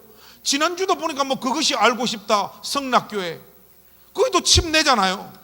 그러니까 자꾸 우리를 뭐 이단으로 보고 이러니까 교회가 잘 부흥이 안 돼요. 한국에서는 침례교회가 아주 좀 크고 유명한 교회 빼놓고는. 그래서 제가 농담 삼아 그러는 거예요. 장로교하고 순복음 교회는 커피 집으로 치면 너희들은 스타벅스, 우리는 이디야 커피. 햄버거 집으로 치면 맥도날드, 우리는 롯데리아. 벌써 이 간판이 한국에서는 이 침례교 하면 이게 벌써 안 먹히는 거예요. 그런데 여러분 미국에서는 넘버원이 베프티스트 침례교잖아요. 그러니까 이거 막 마음이 이게 막 심란하면서도 좋으면서 기분이 좀 좋더라고요. 솔직히 내 가운데 그런 욕망이 없는 줄 알았는데 뭐 하니까 뭐 애 교육 시키는 것도 그렇고, 제가 또 내가 영국으로 유학 갔다 온 게 딱 갖다 끼워 맞춰 보니까 주님께서 이때를 위해서 또 영어를 준비시켰구나. 그것도 보면 우리 집 사람 전공이 영어거든요. 영어 잘하거든요. 맞네. 주님께서 하나님의 때. 맞네. 이거 맞네. 저 점점점 마음이 그렇게 흘러가더라고. 그래서 우리 집사람하고 애들한테 먼저 말을 해야 되잖아요. 여보, 지어지은 그러니까 지금 뭘 말을 해야 되는데, 그러니까 있잖아. 아이고 참 뭐라고 말을 해야 될지 참. 여보, 미국에서 청빙 왔어. 그래서 뭐 성도들은 한 1,500명 정도 된다. 저는 진짜 우리 집 사람은 그런 사람 아닌 줄 알았거든요. 이렇게 막 인간적인 어떤 세속적인 욕망이나 이런 거에 대해서 완전히 자유로운 여자인 줄 알았거든요. 그때부터 기도하고 뭐 말씀 안 보는데도 우리 사람은 반찬이 달라지고 매일 찬송 부르고 난리가 났어요. 그러니까 이제 애들도 미국 간다고 하니까 애들이 뭐 벌써 이제 흥분하기 시작하는 거예요. 우리 지호 저를 부르는 호칭이 원래는 아빠거든요. 이 새끼 이거 장난한다고 저보고 어이 데디 그때부터 그러는 거예요. 데디 I wanna go to America 이런 거예요. 이 쌍놈 새끼 학시. 이게 막 가족들이 이렇게 좋아하고 저 마음에도 막 이렇게 마음이 흔들리기 시작하니까 이거 진짜 어떻게 해야 될지를 모르겠는 게 제가 어떻게 해야 될지를 안 되겠다. 하나님 앞에 기도해야 되겠다. 저 그 다음부터 새벽 기도 나가서 기도했죠. 주님, 저 어떻게 해야 될지 모르겠습니다. 하다가 저를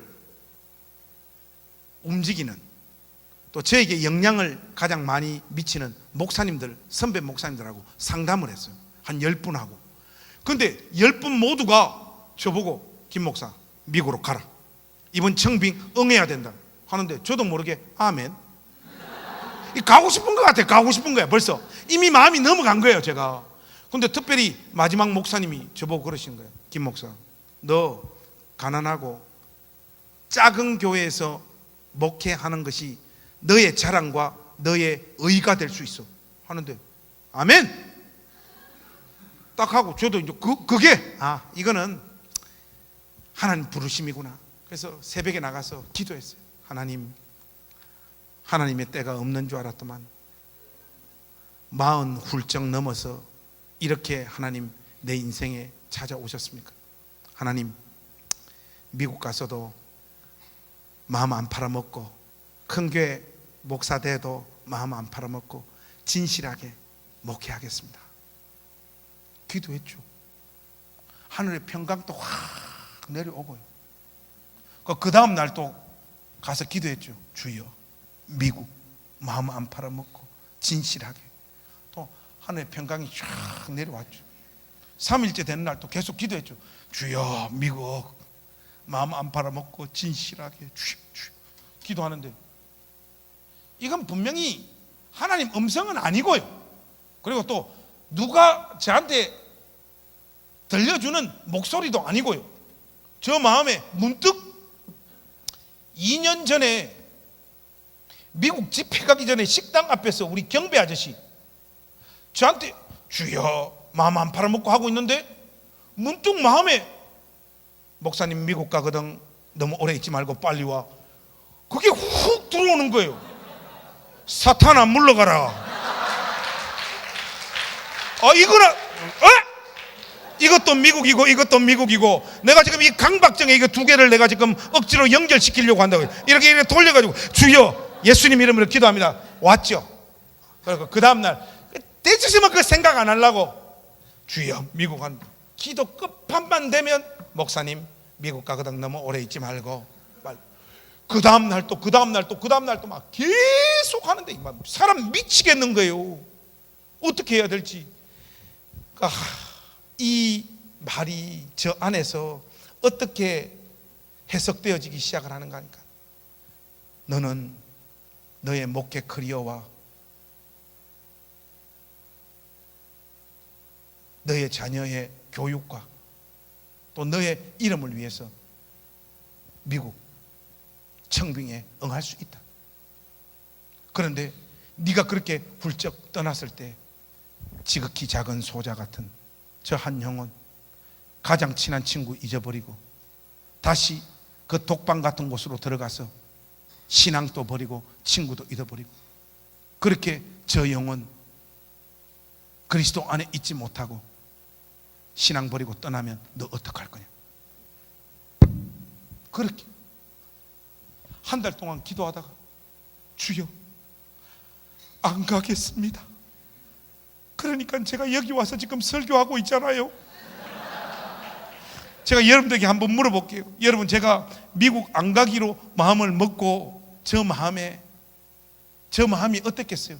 1번 주님 주시는 놀라운 평강이 내 마음에 찾아왔다. 1번. 2번 짜증과 원망과 신경질과 우울증이 6개월 이상 내 마음을 지배했다. 여러분 몇 번이겠습니까? 사람을 뭘로 알고? 당연히 2번이죠. 2번이죠. 사람 미쳐버리겠더라고요. 요즘 또 한 번씩 아까비. 네, 여러분, 주님이 우리를 부르시는 그 자리가요, 우리의 이름과 우리의 영광을 위해서 사는 자리가 아닙니다. 날 위해서 십자가 지신 주님을 위해서 나의 전 인생을 주님을 위해서 드리겠습니다 하는 그 진실한 고백이 있는 자는요, 그 누구도 가려고 하지 않는, 반드시 고난과 고통으로만 그 자리를 메꿀 수 있는 그 현장에 주님, 제가 가겠습니다.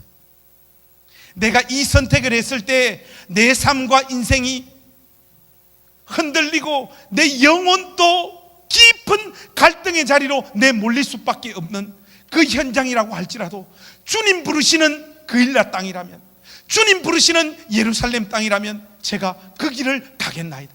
여러분, 이 결단들이 여러분 심장에서 일어나시기를 우리 주님의 이름으로 부탁합니다. 여러분, 저는 우리 한국교회 전반적인 흐름에 좀 불만이 있는 게 있어요. 그게 뭔가 하면 자꾸 어떤 신앙을요, 기쁨과 즐거움과 평강으로 자기가 믿음 있는 사람이라고 확인하고 싶어하는 이런 경향에 대해서 저는 너무 안타까워요. 자꾸 목사님들이 강단에서 예수 믿는 기쁨이 있나? 평강 있나? 즐거움이 있나? 하면요, 사실 없거든요. 여러분, 공무원 시험 한 2번 떨어져 보세요. 임용고시 한 2-3번 떨어져 보세요. 엄마 아빠 첫날 만날 싸움하고 막 가정이 휘청휘청 돼 보세요. 아르바이트 해도 뭐 돈 전혀 안 모이고 내 미래가 전혀 안 보이는 여러분 상황에서 주여, 나는 기쁩니다, 나는 즐겁습니다, 나는 평강이 있습니다, 이 다 뻥이잖아요. 여러분, 솔직히 안 그렇습니까? 그런데 교회는 자꾸 이런 것들로 믿음을 확인시키니까 성도들이 자꾸 위선자가 되는 거예요. 위선자가. 여러분, 교회에서 연기력이 가장 뛰어난 사람들이 누군 줄 압니까? 여자 권사님들이에요. 권사님들 연기력 죽입니다. 부부 싸움하고 지금 난리가 나서 이렇게 교회 와도 기쁨이 있습니까? 하면 할렐루야, 바로 인상 바로 바뀌어버리잖아요. 찬송 부를 때도 주여 주여 주여 주여. 예배 다 끝나고 집에 갈 때 자기 삶의 현장으로 돌아가는 그 순간에는 우거지상이 돼서 돌아가는 것이 저와 여러분들의 객관적인 현실이잖아요. 여러분, 이 수련회가 뭐 계속될 줄 압니까? 내일이면 끝납니다. 그리고 여러분들이 원치 않는 삶을 짊어져야 될 그 현장으로 가야 된단 말이죠. 제가 이 이야기를 하니까 우리 교회 청년 한 놈이 저보고 그러는 거예요. 아니 목사님, 그러면 목사님은 목회하시는 것에도 기쁨이 없습니까? 당돌하게 저보고 그렇게 묻는 거예요. 그래서 제가, 너는 목사로 사는 것이 기쁨과 즐거움으로 넘치는 그런 삶 같나? 이렇게 하니까, 목사님이 이 일을 기쁨과 즐거움으로 못하시면 목사님 이율배반적이고 목사님 우리를 속이는 거 아닙니까? 딱 그러는 거예요. 그래서 제가 다시 했죠. 네 그러면 매일 새벽기도 가는 목사님들이 어떤 심정으로 새벽기도 가는지 네 아나? 하니까 잘 모른대요. 잘 모른. 그럼 목사님이 옵션을 줄게. 난 항상 1번 2번 아이가 1번. 여러분, 목사님들 새벽기도 가잖아요. 새벽기도 보통 5시에 하잖아요. 새벽기도 갈 때 목사님들의 심정, 보통 새벽기도 가려면 5시에 가려면 4시에 일어나서 샤워하고 정신 차려야 되거든요. 새벽 4시에 핸드폰에서 알람이 딱 울릴 때 목사님들이 알람 끄면서 하는 말, 탁 끄면서 하는 말, What a wonderful day. 비파야 깨라 수구마 깨라, 내가 새벽을 깨우리로다. 오 하나님, 오늘 또 우리 성도들 한 사람 한 사람 이름 불러가며 기도하는 그 자리에 저를 세워주시니 감사합니다. 하나님 영광 받으시옵소서. Glory to God. 이런 마음으로 새벽기도 간다. 이게 1번입니다. 1번. 2번이 있어요. 2번. 4시에 알람이 딱 울릴 때 알람 탁 끄면서 하는 말. 에라이 샹. 어떤 새끼가 새벽기도 만들었노? 미국하고 영국은 안 한다는데 왜 우리나라만 하노? 예수님도 어쩌다가 한 번씩한 새벽기도를 왜 우리나라는 매일매일 하노? 내가 안 가면 그 권사는 악착같이 와서 앉아 있겠지. 가자 죽지 못해서 가자. 여보 빨리 일나라 가자. 이런 마음으로 새벽기도 간다. 2번. 여러분 목사님들 새벽기도 갈 때 1번의 마음으로 갈까요? 2번의 마음으로 갈까요? 1번요? 여러분 1번은 주기철 손냥은 또 안 돼요. 다 쌍으로 갑니다. 제가 알아요. 그런데 여러분 우리는 쌍으로 새벽기도 가는 목사님들을요, 하기 싫은 새벽기도를 억지로 하는 목사님이라고 위선자라고 욕하지 않고요, 자기의 사명과 자기의 삶을 묵묵히 짊어진다고 우리가 그 목사님 사랑하고 존경하지 않습니까? 월요일 날 돈 벌러 가는 아버지는 어떤 마음으로 직장에 갈까요? 오 주님, 월요일부터 좋은 직장을 주사 돈을 벌게 하시니 감사합니다. 좋은 직장 동료들을 주시고. 여러분 이런 마음으로 월요일날 직장 가는 아버지 있습니까? 없습니다. 에라이 내가 올해까지만 하고 때려치워버려야지. 더러버가 못해먹게 더러버가지고. 근데 여러분 가족들 생각하며 20년 30년 아버지들이 그 자리 지켜내잖아요. 우리가 철들었을 때 비로소 아버지 엄마가 어떤 수고를 다 했는지 그 깨달아서 우리 부모님 진심으로 사랑하고 존경하는 자리에 서는 거 아닙니까? 여러분 예수 믿고 우리가 부름받는 자리도 똑같습니다. 여러분 심장에요 기쁨과 즐거움과 평강이 없다고 해서 여러분들이 예수 잘못 믿고 있는 거 결코 아닙니다. 그런 것들로 여러분 신앙을 확인하려고 하지 마십시오. 사랑하는 캠성교회 모든 가족 여러분, 주님의 마음으로 여러분 심령에 도전을 던집니다. 여러분들의 그 일날 땅으로 가십시오. 여러분들의 예루살렘 땅으로 가십시오. 내가 이 길, 이 선택을 했을 때 여러분 인생이 주님의 이름 때문에 총체적으로 흔들릴 수 있는 그 길을 선택하십시오. 내가 이거 붙잡으면 행복하고 영광스럽게 잘 살 수 있는 그 기회, 주님께서 원치 않는다라면 과감하게 내던질 수 있는 믿음이 여러분들 가운데 있을 수 있기를 우리 주님의 이름으로 축복합니다. 자, 여러분들에게 한번 묻겠습니다. 여러분, 제가 미국 안 간 거 잘했습니까? 못했습니까? 남의 이야기라고 함부로 이야기하지 말라고.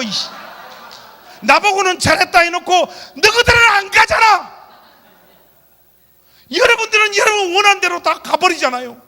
저보고 미국 안 간 거 박수 쳐주고 격려하신 여러분,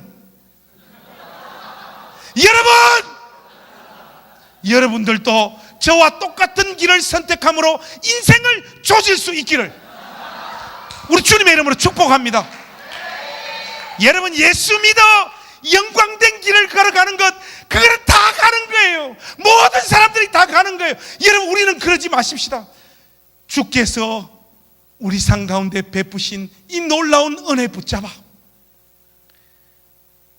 주를 위하여 자원하여 고난받는 그 길로 여러분 인생을 드릴 수 있는 복된 믿음의 사람들 되어질 수 있기를 우리 주님의 이름으로 축복합니다.